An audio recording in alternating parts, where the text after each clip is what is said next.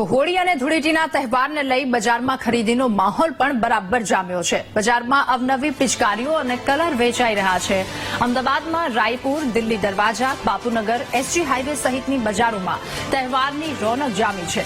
પિચકારીઓમાં પણ અવનવી વેરાયટી જોવા મળી રહી છે। રાયપુર દરવાજા અમારે કલર ને પિચકારીઓની લારી છે। આ વખતે કઈ એવો ધંધો છે નહીં અને કઈ ગરાગી એવું કઈ છે નહીં અને આ વખતે ભાવ બહુ છે। આ વખતે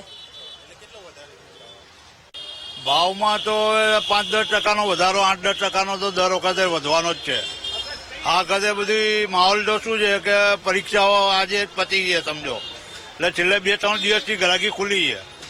અત્યાર સુધી જરાક મંદિર જેવું લાગતું હતું, પણ અમને બી ખબર છે કે ને ચાલુ દિવસો છે। અત્યારે આ વખતે નવું એક હથોડા વાળી આવી છે અને એક બેટરી વાળી આવી છે કે જે નાના છોકરાઓ ચાલુ કરે એટલે એની જાતે જ પાણી છૂટ્યા કરે એ રીતની નવી આવી છે।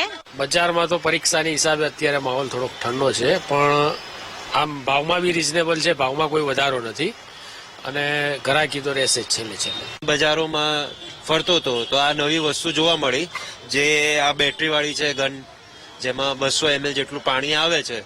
હવે નવું એટલે બાળકોને ગમે, આનંદ આવે કે થાકી ના જાય અને એકદમ રમ્યા કરે।